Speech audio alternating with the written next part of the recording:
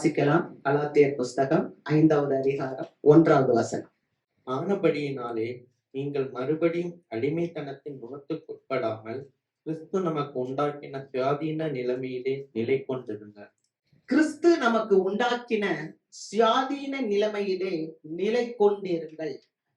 நிலை கொண்டிருங்கள். நிலை அப்படின்னா பொசிஷன். இன்னைக்கு தலைப்பே பொசிஷன், நிலை. உங்களை ஆண்டவர் சுயாதீன நிலைமையிலே வைத்திருக்கிறார். ஆமென்.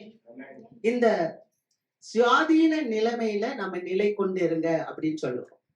கர்த்தருக்கு மகிமை. பாருங்க, இன்னைக்கு இந்த உலகத்துல நிறைய தேவைகள் இருக்கு. தேவைகள் நிறைந்த உலகத்துல வாழ்றோம். கலாத்தியர் சபைக்கு பவுல் எழுதும் போது சொல்லுகிறார், ஆனபடியினால் நீங்கள் மறுபடியும் அடிமைத்தனத்தின் நுகத்துக்கு உட்படாம, அடிமைத்தனத்துல போயிடாதீங்க, பின்வாங்கி போயிடாதீங்க, மாம்சத்துல போயிடாதீங்க. பலவிதமான தேவைகள், பலவிதமான நெருக்கங்கள், பலவிதமான சூழ்நிலைகள் நமக்கு இருக்கும் போதும் நீங்க கிறிஸ்து இயேசுவினால் சுயாதீனம் உள்ளவர்களாக அழைக்கப்பட்டிருக்கீங்க. ஆமென். ஆண்டவர் நம்மள விடுதலையாக்கி இருக்கிறார். ஹல்லேலூயா. எதுலெல்லாம் விடுதலையாக்கி இருக்கிறார்? நம்மள பாவத்துல, சாபத்துல, நம்முடைய ஆத்தும மரணத்துல இருந்து கர்த்தர் நம்மை விடுதலை ஆக்கி இருக்கிறபடினால் நீங்கள் கிறிஸ்துவிலே நிலை கொண்டிருங்கள் என்று பவுல் சொல்லுகிறார். அல்லேலூயா, அல்லேலூயா. பல தேவைகள் இருக்கிறது. ஆனா பல கஷ்டங்கள் வரும்போது, பல நெருக்கங்கள் வரும்போது நம்ம ஒரு பாவத்தை விட்டு வந்திருப்போம், திரும்ப அந்த பாவத்துக்குள்ள போயிடக்கூடாது. நம்ம ஒரு சாபத்துல இருந்து வெளியே வந்திருப்போம், திரும்ப அந்த சாபத்துக்குள்ள போயிடக்கூடாது. நம்ம ஒரு அடிமைத்தனத்துல இருந்து வெளியே வந்திருப்போம், திரும்ப அந்த அடிமைத்தனத்துல போயிடாம உங்களுடைய சுயாதீன நிலைமையில ஆண்டவர் உங்களை விடுதலையாக்கப்பட்ட அந்த நிலைமையிலே நீங்கள் நிலைத்திருங்கள். அல்லேலூயா. நான் சொல்லுவேன், கர்த்தருக்கு ஸ்தோத்திரம். இந்த ஆண்டுல நமக்கு ஆண்டவர் கொடுத்த ஒரு வாக்குத்தத்தம் என்னன்னா, என் கண்களில் உனக்கு கிருபை கிடைத்தது, உன்னை பேர் சொல்லி அழைத்து அறிந்திருக்கிறேன் அப்படின்னு சொன்னார். அல்லேலூயா. அப்ப இந்த வார்த்தைய நம்ம சுதந்திரிக்கிறோம். பழைய ஏற்பாட்டின் காலத்துல நீங்க பாத்தீங்கன்னு சொன்னா, சங்கீதம் புஸ்தகம் 63வது அதிகாரத்துல நீங்க வாசிக்கும் போது 63:3வது வசனம், ஜீவனை பார்க்கிலும் ஜீவனை பார்க்கிலும் உமது கிருபை நல்லது, உமது கிருபை நல்லது, என் உதடுகள் உம்மை துதிக்கும். அல்லேலூயா. அங்க சொல்லப்பட்டிருக்கிறது, ஜீவனை பார்க்கிலும் என் கிருபை நல்லது. ஆமென். அப்ப கிருபைன்றது ரொம்ப ஒரு ஆசீர்வாதமான ஒரு காரியம். வசனத்துல நம்ம வாசிக்கிறோம், எபேசியர் 2:8, கிருபையினாலே விசுவாசத்தை கொண்டு ரட்சிக்கப்பட்டீர்கள், இது உங்களுடையது அல்ல, இது தேவனால் வருகிற ஈவு. அல்லேலூயா. அப்ப கிருபை குறித்து பழைய ஏற்பாட்டுல வாசிக்கும் போது 118வது சங்கீதம் 1வது வசனம் சொல்லுது, அவர் கிருபை என்றும் உள்ளது. அதே 118 கடைசி வசனம் சொல்லுது, அவர் கிருபை என்றும் உள்ளது. அப்ப கிருபை அப்படின்றது ஒரு பெரிய வேல்யூபிள், மோஸ்ட் பிரசியஸ், விலை மதிப்பில்லாதது. அல்லேலூயா. அதனால நம்ம அழைக்கப்பட்ட அந்த சுயாதீனத்துல நீங்க நிலை கொண்டிருங்க. விசுவாச மக்களை அவர் ஆற்றி தேற்றுகிறார். நம்ம ஆறுதல் படணும். எதுல? அவருடைய கிருபையில. அல்லேலூயா. யோனா சொல்லுகிறாரு 2வது அதிகாரம் 8வது வசனத்துல, பொய்யான மாயையை பற்றி கொள்ளுகிறவர்கள், பொய்யான மாயையை பற்றி கொள்ளுகிறவர்கள் தங்களுக்கு வரும் கிருபையை போக்கடிக்கிறார்கள், தங்களுக்கு வரும் கிருபையை போக்கடிக்கிறார்கள். ஆக ஆண்டவர் ஒரு கிருபையை கொடுத்திருக்கிறார். ஆனா அந்த கிருபைய நம்ம பொய்யான மாயையை பற்றி கொண்டு மாம்ச நுகத்துக்குள்ளாக போயிடாதபடிக்கு நாம அழைக்கப்பட்ட சுயாதீன நிலையில நிலை கொண்டிருங்கள். அல்லேலூயா. கர்த்தர் நமக்கு ஒரு கிருபையை கொடுத்திருக்கிறார். அந்த கிருபை என்ன? புதிய ஏற்பாட்டுல யோவான் எழுதின நற்செய்தி நூல் 1வது அதிகாரம் 17வது வசனத்துல சொல்லப்பட்டிருக்கிறது, மோசேயின் இடத்துல ஆண்டவர் நியாயப்பிரமாணத்தை கொடுத்தார், ஆனால் நமக்கோ ஆண்டவர் கிருபையவும் சத்தியத்தையும் இயேசுவின் மூலமாய் வெளிப்படுத்தினார். அல்லேலூயா.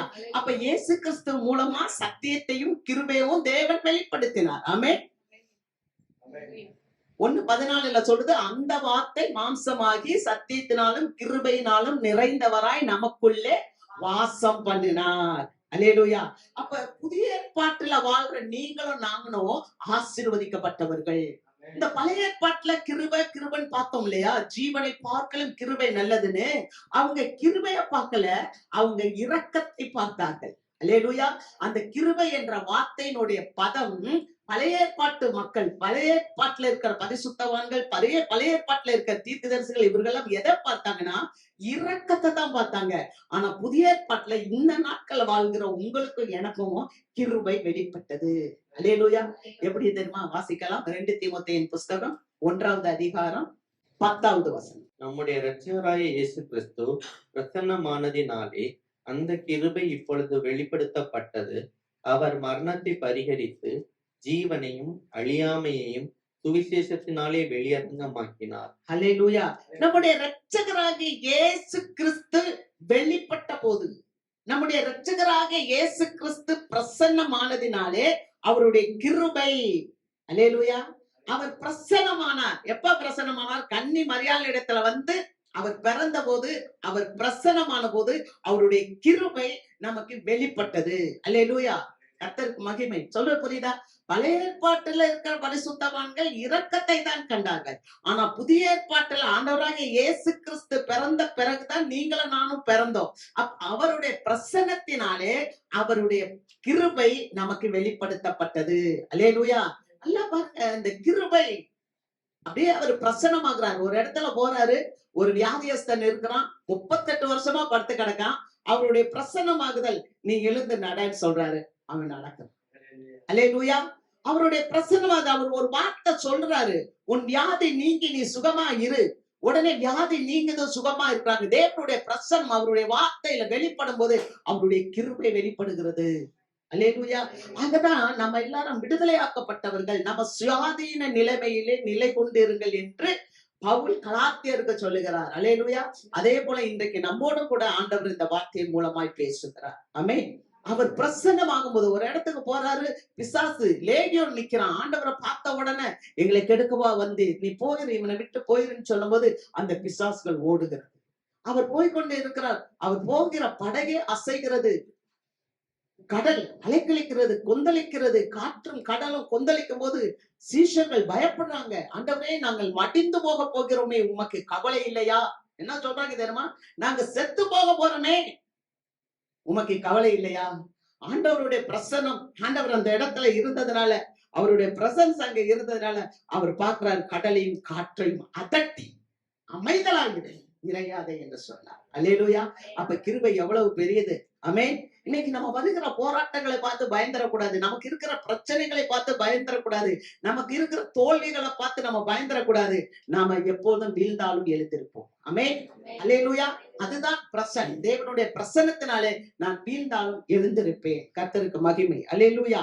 பார்க்கிறோம், பழைய ஏற்பாட்டின் பரிசுத்தவான்கள் எல்லாருமே அந்த இரக்கத்தை தான் கண்டாங்க. நீங்க வந்து ஆசரிப்பு கூடாரத்தை பத்தி பாத்தீங்கன்னா பழைய ஏற்பாட்டுல வந்து என்ன சொல்லிருக்குன்னா mercy seat அப்படின்னு சொல்லப்படும், இரக்கத்தின் இருக்கை. ஆனா புதிய ஏற்பாட்டை நீங்க பார்க்கும்போது அங்க என்ன சொல்லிருக்குன்னா throne of grace, கிருபையின் சிங்காசனம். வாசிக்கலாம். எபிரேயர் புஸ்தகம் 4வது அதிகாரம், நீங்க எல்லாரும் வாசிங்க. எபிரேயர் 4:16. ஆதலால் நாம் இரக்கத்தை பெறவும் ஏற்ற சமயத்தில் சகாயம் செய்யும் கிருபையை அடையவும் தைரியமாய் கிருபாசன தண்டையிலே சேர கடவும். அல்லேலூயா.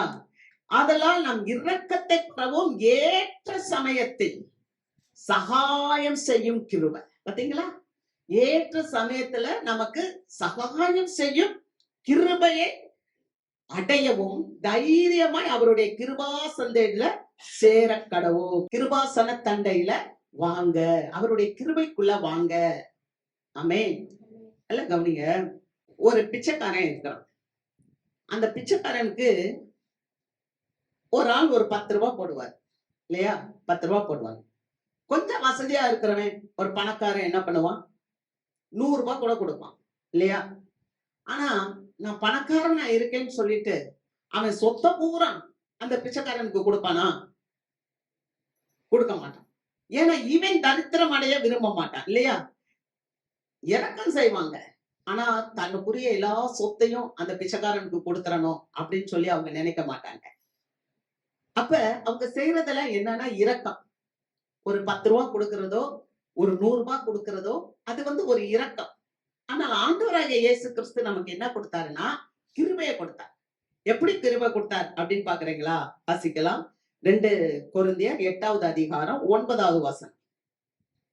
நம்முடைய கர்த்தராகிய இயேசு கிறிஸ்துவின் கிருபையை அறிந்திருக்கிறீர்களே, அவர் ஐஸ்வர்யம் உள்ளவராய் இருந்தும் நீங்கள் அவருடைய தரித்திரத்தினாலே ஐஸ்வர்யவான்கள் ஆகும்படிக்கு உங்கள் நிமித்தம் தரித்திரரானாரே. அல்லேலூயா. அவர் ஐஸ்வர்யம் உள்ளவராய் இருந்து, ஆண்டவராகிய இயேசு கிறிஸ்து ஐஸ்வர்யம் உள்ளவர். அவர் ஆண்டவருக்குரிய எல்லா தகுதிகளையும் அவருடைய ஆசீர்வாதங்களை எல்லாம் பரலோகத்துல வச்சுட்டு உங்களுக்காக எனக்காக நம்மை போல ஒரு மனுஷனாக இந்த உலகத்துல வந்து ஒரு சத்திரத்துல பிறந்தார். அல்லேலூயா. அப்ப நமக்காக அவர் தரித்திரமானார். ஏன்னா அவருடைய தரித்திரத்தினாலே நாம் ஐஸ்வர்யவான்கள் ஆக வேண்டும். அல்லேலூயா. உண்மையான செல்வம் அப்படின்னா என்ன? உண்மையான செல்வம் என்ன தெரியுமா? அதைத்தான் கொடுக்க ஆண்டவர் வந்தார். உண்மையான செல்வத்தை நீங்கள் பெற்றுக்கொள்ள வேண்டும். உண்மையான செல்வம் என்பது அவர் சொன்னது, உலகம் கொடுக்கிற சமாதானத்தை அல்ல, என்னுடைய சமாதானத்தையே உங்களுக்கு வைத்து போகிறேன், உங்கள் இருதயம் கலங்காமலும் பயப்படாமலும் இருப்பதாக. அப்போ ஒரு நல்ல மன அமைதியை தருவதற்குத்தான் ஆண்டவர் இந்த இடத்துல வந்தார் உலகத்துல. ஆமென். எப்படி வந்தார் தெரியுமா? அவர் ஐஸ்வர்யம் உள்ளவராய் இருந்தும் அவர் நம்முடைய தரித்திரத்தை ஏற்றுக்கொண்டு நம்மை ஐஸ்வர்யவான்கள் ஆக்கும்படி அவர் தரித்திர கோலம் போட்டார். அல்லேலூயா. அவர் ஒரு நல்ல அன்பு நமக்கு இருக்க வேண்டும். அதை கொடுக்க ஆண்டவர் வந்தார். அந்த அன்பை காட்ட, அந்த அன்பை வெளிப்படுத்த. ஆமென். இன்னைக்கு நம்ம சிநேகிக்கிறோமா? நம்ம அன்பா இருக்கிறோமா? நம்ம அன்பா இருக்கிறோமா? நானு ரூத்த பத்தி யோசித்தேன். அந்த ரூத் வந்து மாமியாருடைய நலத்தையே விரும்புறான். ஏன்னா மாமியாருக்கு யார் இல்ல, புருஷன் இல்ல, அடுத்து பிள்ளைங்களும் செத்து போயிடுச்சு. ஆனா இவன் அழகா போயிருக்கலாம். எங்க போயிருக்கலாம்? அவ சொந்த இடத்துக்கே போயிருக்கலாம். ஏன்னா அவளுக்கும் புருஷன் இல்ல, சின்ன வயசு தான், அவ கல்யாணம் பண்ணி ஏதாவது வாழ்ந்து கிடலான்னு போயிருக்கலாம். ஆனா அதவல்ல, அவ மாமியாரோட நலனை வேண்டி, உன் தெய்வம் என் தெய்வம், உன் ஜனம் என் ஜனம், நீ போற இடத்துக்கு நான் வருவேன். அதே மாதிரி இந்த மாமியார் எப்படி தெரியுமா? இவளுடைய நன்மையதான் நாடுனா. இவ இப்படி இருக்கிறாளே, நீ போவாசோடைய தோட்டத்துக்கு போ, அங்க போய் வேலை செய்யி, போவாஸ் படுத்திருக்கிற இடத்துல போய் நீ காலடியில படுத்து அந்த போர்வை உன் மேல எடுத்து போத்திக்கோ. என்ன அழகா ஒருத்தருக்கு ஒருத்தர். அதனாலதான் உலகத்திலேயே மாமியார் மருமகள்னா ஒத்து போகாத ஒரு காரியம் இந்த வேதத்துல ஒத்து போகுதுன்னா, ஒருவருக்கு ஒருவர் நலனை விரும்பினார்கள். அல்லேலூயா. அதுதானே கிருபை. அந்த கிருபை என்னது? அந்த அன்பை தேவன் காட்டி கொடுத்தார். ஆமென். சிலுவையில ஆண்டவர் காட்டி கொடுத்தார். தனக்குள்ள எல்லா பொக்கிஷத்தையும் ஆசீர்வாதத்தையும் பரலோகத்துல வச்சுட்டு சாதாரண ஒரு மனுஷனா வந்து ஒரு பரந்த அன்பை, ஒரு ஆழ்ந்த மன அமைதியை கர்த்தர் நமக்கு கொடுத்து போயிருக்கிறார். அதனாலதான் அவருடைய பிரசன்னத்தினாலே அந்த கிருபை வெளிப்பட்டது. அல்லேலூயா. ஆக தேவ பிள்ளைங்க, சுயாதீனத்திலே நீங்கள் நிலைத்திருங்கள். கர்த்தர் உங்களை சுயாதீனத்துக்கு அழைத்திருக்கிறார்னா உங்களுடைய நிலைமை, அந்த பொசிஷனை விட்டு நீங்க பின்வாங்கிறாதீங்க. இன் ஆல் ஆஸ்பெக்ட்ஸ், எல்லா ஏரியாக்களிலும் நான் வந்து ஆண்டவருடைய கிருபையை பற்றி கொள்கிறேனா? அல்லேலூயா. அவருடைய கிருபை என்னன்னா, தன்னையே முழுமையா நமக்காக ஒப்பு கொடுத்துட்டார். யாருமே இந்த உலகத்துல தன்னை போல ஒரு மனிதனை உருவாக்கவே மாட்டான். தனக்கு உண்டான எல்லாத்தையும் ஒரு மனுஷன் கொடுக்கவே மாட்டான். ஆனா ஆண்டவர் என்ன தெரியுமா சொன்னாரு? நான் செய்யறது நீ செய்வப்பா, என்னை பார்க்கலும் மேலானதை செய்வ. அப்படி யாராவது செய்வாங்களா? யாருமே செய்ய மாட்டாங்க. அப்ப அப்படிப்பட்ட கிருபையை பற்றி கொண்டு அந்த கிருபையிலே நிலைத்திருக்க வேண்டும். ஆமென். இரண்டாவது ஒரு காரியம், ஆதியாகமம் 40வது அதிகாரம் 13வது வசனம். 3 நாளைக்குள்ளே பார்வோன் உன் தலையை உயர்த்தி உன்னை மறுபடியும் உன் நிலையிலே நிறுத்துவார். முன்னே அவருக்கு பானம் கொடுத்து வந்த வழக்கத்தின்படி பார்வோனின் பாத்திரத்தை அவர் கையிலே கொடுப்பாய். உன் நிலையிலே உன்னை நிறுத்துவார். அதாவது என்ன பண்ணுவார்? உன் தலையை உயர்த்தி உன்னை மறுபடியும் உன் நிலையிலே நிறுத்துவார். ஹல்லேலூயா. 2வது பாயிண்ட், முதல்ல நீங்க சுயாதீன நிலைமையில நிலை கொள்ள வேண்டும். 2வது, ஆண்டவர் உங்களை முன்னிருந்த நிலையிலே கொண்டு வந்து நிறுத்துவார். ஹல்லேலூயா. இந்த சம்பவத்தை பார்க்கும்போது, இந்த வசனத்தை பார்க்கும்போது, 3 நாளைக்குள்ளே பார்வோன் உன் தலையை உயர்த்துவார் அப்படின்னு சொல்றாரு. இந்த மனிதன் யாருன்னா, பார்வோனுக்கு பானபாத்திரக்காரனா இருந்தவன். பானபாத்திரக்காரன்னா அவங்களுக்கு ட்ரிங்க்ஸ் எல்லாம் ஊத்தி கொடுக்கறவங்க தான் பானபாத்திரக்காரன். இவன் வந்து பானபாத்திரக்காரனா இருந்தான். ஒருத்தன் பானபாத்திரக்காரன், இன்னொருத்தன் சுயபாகி அப்படின்னு சொல்லப்பட்டிருக்கு. இவங்க 2 பேரும் ஏதோ ஒரு குற்றம் செய்தார்கள். அந்த குற்றம் செய்ததுனால இப்ப யோசேப்போடு கூட சிறைச்சாலையில இருக்கிறாங்க. அப்படிப்பட்ட சிறைச்சாலையில இருக்கும்போது ஒரு கனவு காண்றான். அந்த பானபாத்திரக்காரன் கனவு கண்டபோது அந்த கனவை குறிச்சு யோசித்துட்டு இருக்கும்போது யோசேப்பு சொல்றாரு, கனவை சொல்றது தேவனுடைய வேலை. நீங்க என்ன கனவு கண்ட சொல்லுன போது அந்த கனவை சொல்லும் போது அந்த கனவுக்கு பதிலா சொல்றான், வியாக்கியானமா சொல்றாரு யோசேப்பு, 3 நாளைக்குள்ள பார்வோன் உன்னுடைய தலையை உயர்த்தி உன்னை மறுபடியும் உன் நிலையிலே நிறுத்துவார். முன்னே அவருக்கு நீ பானம் கொடுத்து வந்த வழக்கத்தின்படியே பார்வோனின் பாத்திரத்தை அவர் கையிலே கொடுப்பாய். திரும்ப அவருக்கு நீனு ஜூஸ் கொடுப்ப. ஹல்லேலூயா அப்படின்னு சொல்றார். அப்ப ஒரு குற்றம் செய்ததுனால ஒரு சிறைச்சாலைக்குள்ள வந்துட்டார். ஒருவேளை இந்த கேட்டுக்கொண்டிருக்க தேவ மக்கள் ஏதாவது ஒரு குற்றம் செய்து ஏதாவது ஒரு இடுக்கண்ல, ஒரு சிறைச்சாலைகள்ல, ஒரு சிறைச்சாலையின் அனுபவத்துல நம்ம வாழ்ந்து கொண்டிருக்கலாம். ஆமென். ஏதாவது ஒரு காரியம், ஒரு தேவை, ஒரு கைவிடப்பட்ட சூழ்நிலை அல்லது ஒரு எதிர்பார்ப்பு, ஏதாவதிலும் அது வந்து ஒரு சிறையிருப்பு தான், அல்லது ஒரு வியாதி, ஒரு கண்ணீர், ஒரு பாடு இப்படி இருக்கலாம். ஆனால் அது ஏதோ ஒரு குற்றம். நல்லா கவனிங்க. ஒரு வீடு கட்டுற மனிதர், கன்ஸ்ட்ரக்ஷன் ஒர்க் நடக்குது இங்க நிறைய இடத்துல பார்த்திருப்பீங்க. அப்ப இந்த வீடு கட்டுற ஒரு என்ஜினியர் என்ன பண்ணாராம், 6வது மாடியில நிக்கிறார். கீழே கிரவுண்ட் ஃப்ளோர்ல ஒர்க்கர்ஸ் நிக்கிறாங்க. இந்த ஒர்க்கரை மேல பார்க்க வைக்கணும்னு சொல்லி அவர் என்ன பண்றாராம், அந்த என்ஜினியர் தன் பாக்கெட்ல இருந்து ஒரு $500 எடுத்து கீழே போடுறார். கீழே இருக்கிற அந்த ஒர்க்கர் என்ன பண்றான், அதை எடுத்து பைக்குள்ள வச்சுட்டு பேசாம வேலை பார்க்கறான்.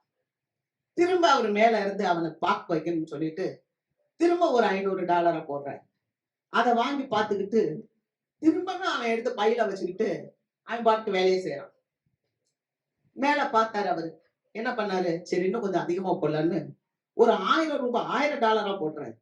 அதையும் அவன் எடுத்து பைக்குள்ள வச்சுக்கிட்டு பேசாம இருக்கான். அப்ப அந்த என்ஜினியர் மேல இருந்து பார்த்தாரு, இவன் $500 போட்டாலும் பார்க்கல, $1000 போட்டாலும் பார்க்கல, இப்ப பாருன்னு ஒரு சின்ன கல் எடுத்து மண்டையில போட்டான். உடனே அவன் மேல பார்த்தான். உங்களுக்கு புரிஞ்சிருக்கும்னு நினைக்கிறேன். ஆண்டவர் நிறைய ஆசீர்வாதத்தை நமக்கு கொடுக்கும்போது நமக்கு மேல பாக்குற அனுபவமே இருக்காது. டொக்குன்னு ஒன்ன போடும் போது மண்டையில படும்பாரு, ஒரு சின்ன கல்லு தான், அது வலிக்கும். உடனே மேல பார்க்க ஆரம்பிச்சு. அதுதான் ஆண்டவர் செய்யும். ஒரு சின்ன கல்லை போடும் போதுதான் நமக்கு ஒரு சிறையிருப்பு வருது, ஒரு வேதனை வருது, ஒரு பாடுகள் வருது, ஒரு கஷ்டம் வருது.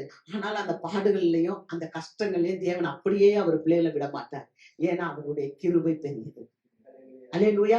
ஏன்னா அவர் எப்படிப்பட்டவரா, அவர் உங்களோட கூட சேர்ந்து அவர் பாடுபடுறவரா. அல்லேலூயா.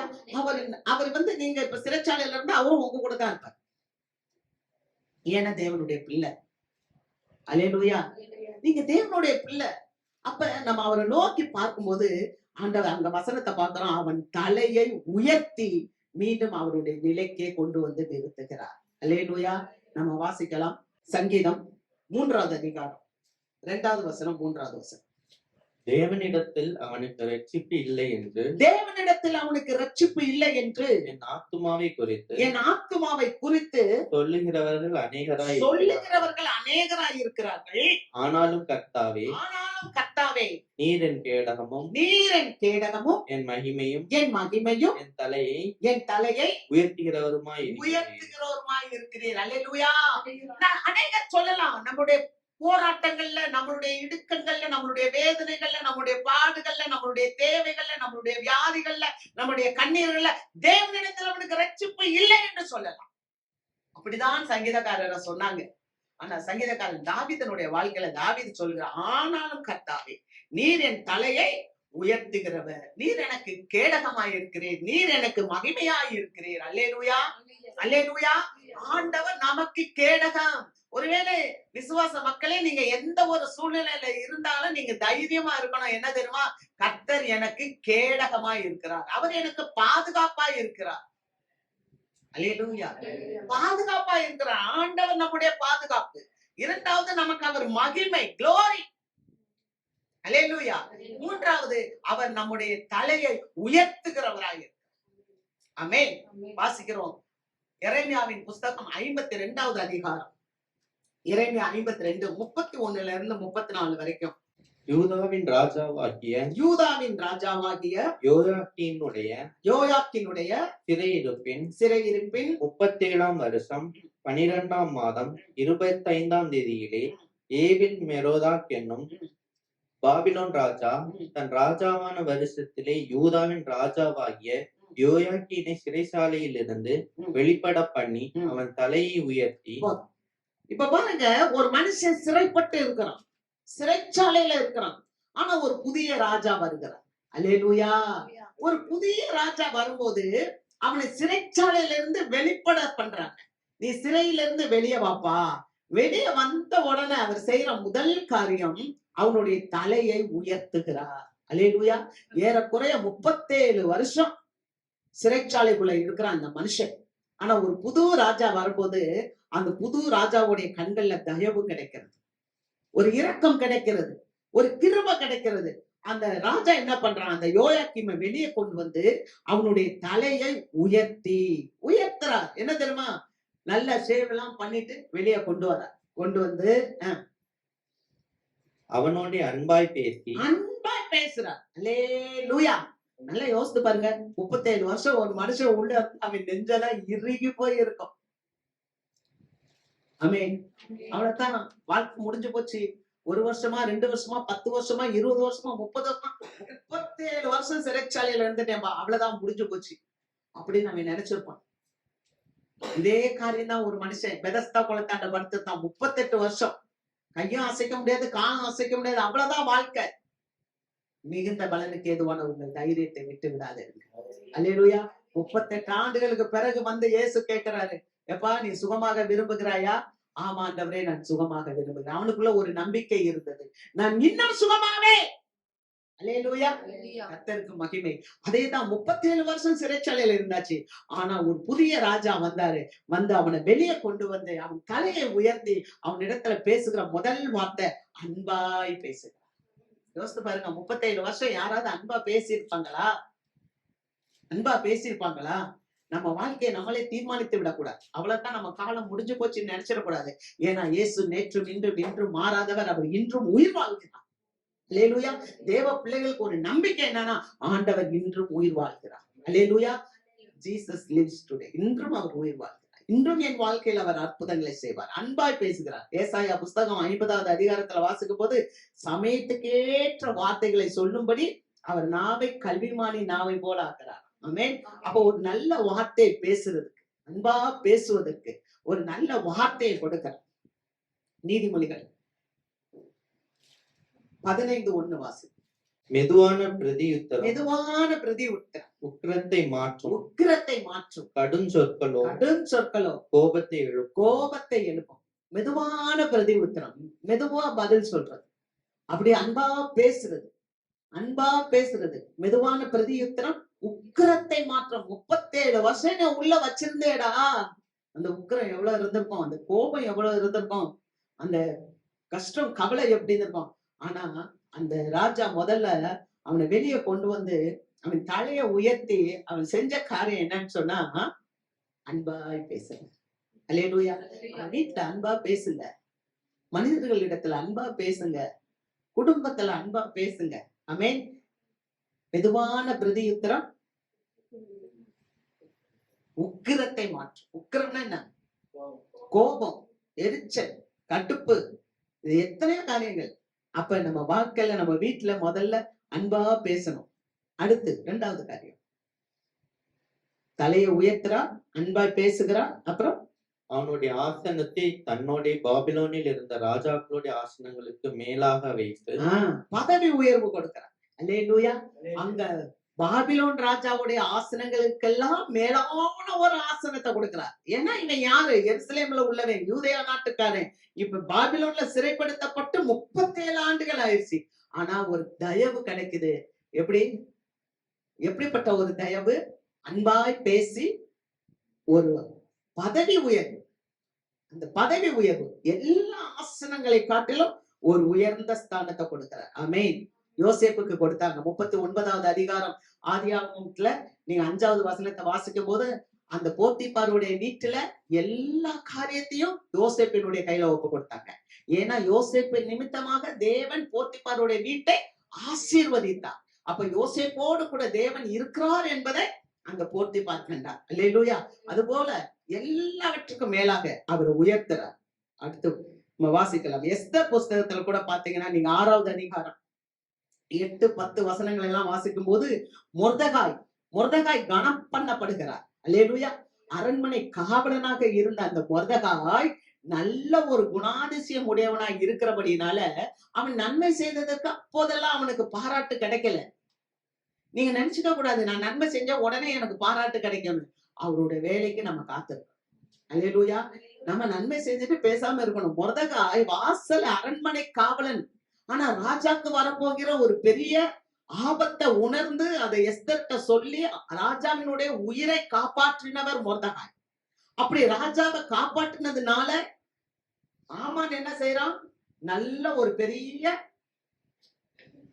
சிலுவையை செஞ்சு வைக்கிறான் மொர்தெகாய்க்காக.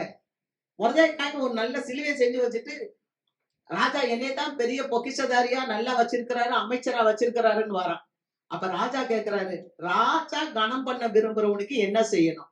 ஐயோ, ராஜ வஸ்திரத்தை அவனுக்கு உடுத்தணும், ராஜா ஏறுற குதிரையை அவனுக்கு கொடுக்கணும், வீதியில அப்படியே உலா வரணும் அப்படி. அப்படியாப்பா, நீ சொன்னபடியே போய் மொர்தெகாய்க்கு செய்யல. அல்லேலூயா. மொர்தெகாய் நன்மை செய்ததுனால அவன் கனம் பெற்றான் என்று பார்க்கிறோம். அல்லேலூயா. கர்த்தருக்கு மகிமை. அப்ப இந்த மனுஷனை கூப்பிட்டு தலையை உயர்த்துறாரு. அதுக்கப்புறம் அவருடைய அன்பா பேசுறாரு. உயர்ந்த இடத்துல உட்கார வைக்கிறாரு. அடுத்து அவனுடைய சிறையிருப்பு வஸ்திரங்களை மாற்றினான். அவனுடைய சிறையிருப்பின் வஸ்திரங்களை மாற்றி அவன் உயிரோடு இருந்த சகல நாளும் தன் சமூகத்தில் நித்தம் போஜனம் பண்ணும்படி செய்தான். அவன் உயிரோடு இருந்த நாளெல்லாம் அவனுடைய மரண நாள் பரியந்தமும் அவனுடைய செலவுக்காக பாபிலோன் ராஜாவினால் கட்டளையான அனுதின திட்டத்தின்படி அனுதினமும் அவனுக்கு கொடுக்கப்பட்டு வந்தது. அல்லேலூயா. அனுதின திட்டப்படி இதுதான் அரச பதவி உயர்வு. அல்லேலூயா. வெளியே கொண்டு வந்தாரு. அவர் தலையை உயர்த்தினாரு. அதுக்கப்புறம் அவர்கிட்ட அன்பா பேசுறாரு. உயர்ந்த ஆசனம் பதவி உயர்வை கொடுக்கிறாரு. அது மாத்திரம் இல்ல, அடுத்து என்ன பண்றாங்க அப்படின்னு சொன்னா அரச தயவு அவருக்கு கிடைக்குது. என்ன அரச தயவுனா வஸ்திரத்தை மாத்துறாரு. அல்லேலூயா. யோசித்து பாருங்க அருமையான தேவ பிள்ளையே, தேவன் உன்னுடைய சிறையிருப்பை மாற்றும் போது உன் தலையை உயர்த்தி உன் ஆசனத்தை உயர்த்தி வைப்பா, உன்னுடைய உடையை மாற்றுவார். அல்லேலூயா. அல்லேலூயா.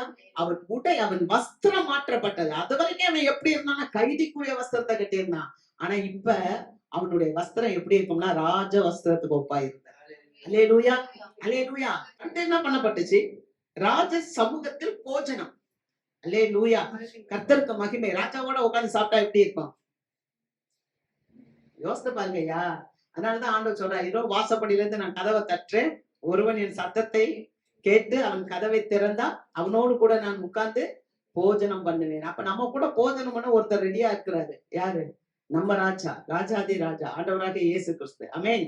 அப்ப இந்த சிறையிருப்புல இருக்கிற இந்த மனுஷனை யோயாக்கீமை வெளியே கொண்டு வரும்போது ராஜா கூட உட்கார்ந்து சாப்பிட வச்சார். ராஜபோஜனம். ட்ரெஸ் மாறுது, உடை மாறுது, உணவு மாறுது. அல்லேலூயா. யோசித்து பாருங்க, ஜெயில என்ன சாப்பாடு கொடுத்துருவாங்க? என்ன சாப்பாடு கொடுத்துருவாங்க? உங்களுக்கு தெரியாது.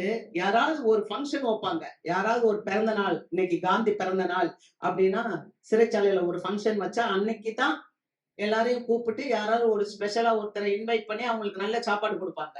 அந்த சாப்பாட்டுக்கு கூட அவங்க கையில இருக்க தட்டை போட்டு நெளிச்சு உடைச்சு அந்த அலுமினிய பிளேட்டை ஓடி போய் அதை வாங்குறதுக்கு சண்டை நடக்கும் பாருங்க, அவ்வளவு கஷ்டங்கள்லாம் நடக்கும். ஆனா அப்படி ஒரு சாப்பாடை 37 வருஷமா சாப்பிட்டுட்டு வந்த ஒரு களி சாப்பிட்டுட்டு வந்த ஒரு மனுஷனுக்கு இப்ப ராஜா முன்னால உட்கார்ந்து சாப்பாடு கிடைக்குது. அல்லேலூயா. கர்த்தருக்கு மகிமை. தேவன் அவன் நிலையில கொண்டு வருகிறார். அல்லேலூயா. அவனுடைய பொசிஷனுக்கு கொண்டு வருகிறார். ஆமென். ஒரு சிறையிருப்புல இருந்த ஒரு ராஜாவை திரும்ப மீண்டுமாக அந்த பொசிஷனுக்கு கொண்டு வருகிறார். கூப்பிடுகிறார், தலையை உயர்த்துகிறார், அன்பாய் பேசுகிறார், வஸ்திரத்தை மாற்றுகிறார், உயர்ந்த ஸ்தானத்துல உட்கார பண்ணுகிறார். இப்ப போஜனம் கொடுக்கிறார், அதோடு கூட உடையை மாற்றி போஜனத்தை கொடுக்கிறார். அப்புறம் மரண பரியந்தம் செலவுக்காக காசு, அனுதினப்படி. இதை விட வேற என்ன வேணும்? அல்லேலூயா. இதை விட என்ன வேணும்? ஆமென் சொல்லுங்க. அல்லேலூயா. இதன்படி தேவன் உங்களை நடத்துவான். நீ ஆண்டவருடைய பிள்ளையா இருக்கும்போது, சுயாதீன நிலையில இருக்கும்போது, தேவன் உங்களை மறுபடியும் அந்த ஸ்தானத்திலே, அந்த நிலையிலே கொண்டு வந்து நிறுத்துவார். அல்லேலூயா. வாசிக்கலாம் நீதிமொழிகள் புஸ்தகம் 16வது அதிகாரம் 15வது வசனம். ராஜாவின் முகக்கலையில் ஜீவன் உண்டு. ராஜாவின் முகக்கலையில் ஜீவன் உண்டு. அவனுடைய தயை பின்மாறி பெய்யும் மேகத்தை போல் இருக்கும். பின்மாறி பெய்யும். அவருடைய தயை எப்படி இருக்குமா? அனுதினப்படியாம். ராஜாவின் முகக்கலைக்கு முகம் எப்படி இருக்குமா? ஜீவன். அல்லேலூயா. ஆண்டவராகிய இயேசு கிறிஸ்து நமக்கு ராஜாதி ராஜாவா இருக்கிறார். ஆமென். வேதம் சொல்லுகிறது, குமாரனை உடையவன் ஜீவனை உடையவன். அல்லேலூயா. குமாரனை உடைய உங்களையும் என்னையும் ஆண்டவர் திரும்ப உங்களுடைய நிலையிலே நிறுத்துவார். நீங்க எந்த சிறைப்பட்ட ஒரு காரியத்துல இருந்தாலும் தேவன் திரும்ப உங்க சிறையிருப்பை மாற்றி உங்களுடைய நிலையிலே கொண்டு வந்து நிறுத்துவார். அல்லேலூயா. அல்லேலூயா. அது எப்படி இருக்குமா? பின்மாறி பெய்கின்ற மேகத்தை போல இருக்குமா. கர்த்தருக்கு ஸ்தோத்திரம். கர்த்தரால் வருகின்ற ஆசீர்வாதம் ஐஸ்வர்யத்தை தரும். அதனோடு கூட அவர் வேதனையை கூட்ட மாட்டார். மாரியை போல இருக்கும். அடுத்தும் நீதிமொழிகள் 19வது அதிகாரம் 12வது வசனம். ராஜாவின் கோபம் சிங்கத்தின் கர்ஜிப்புக்கு சமானம். அவனுடைய தயை புல்லின் மேல் பெய்யும் பனி போல் இருக்கும். ராஜாவுடைய தயை எப்படி இருக்கான்? புல்லின் மேல் பெய்யும் பனியை போல் இருக்கிறது. அல்லேலூயா. எப்படி இருக்கும்? பனி, புல்லு. பனி பெஞ்சா புல்லு அப்படியே செழிச்சு வளரும். அல்லேலூயா. அது மாதிரி நம்மளுடைய வாழ்க்கையில ஒரு செழிப்பை கொண்டு வருவார். அதனாலதான் ஆண்டவர்கிட்ட சங்கீதக்காரன் சொல்லுகிறார், என் சத்துக்களுக்கு முன்பாக நீர் எனக்கு ஒரு பந்தியை ஆயத்தப்படுத்தி என் தலையை எண்ணெயினால் அபிஷேகம் பண்ணுகிறேன், என் பாத்திரம் நிரம்பி வழிகிறேன். எத்தனை பேர் ஆமென் சொல்றீங்க? இந்த வார்த்தையை நீங்க விசுவாசிச்சா உங்களுக்கு அப்படியே நடக்கும். கர்த்தர் உங்களை உயர்த்துவார். உங்க தலையை அவர் உயர்த்துவார். சிங்காசனங்களுக்கு மேல உங்களுடைய சிங்காசனம் உயர்த்தப்படும். ஆமென். எங்க சிங்காசனம் எங்க உயர்த்தப்படுது அப்படின்னு நீங்க யோசிக்கிறீங்களா? அக்கம் பக்கத்துல எல்லாம் பாக்குறீங்களா? அப்படி இருக்காங்க இப்படி இருக்காங்கன்னு சொல்லி அவங்களெல்லாம் காட்டிலும் கர்த்தர் உங்களை நல்லா. அல்லேலூயா. அதுதான் சிங்காசனம் உயர்த்தப்படுது. ஆமென். உங்க வஸ்திரங்கள் மாற்றப்படும். நீங்க ஆவிக்குரிய வஸ்திரத்தையும் மாத்துவீங்க, உலகத்துக்குரிய வஸ்திரத்தையும் மாற்றுவீங்க. கர்த்தர் உங்களை ஆசீர்வதிப்பார். ஆமென். மூன்றாவது ஒரு காரியம்.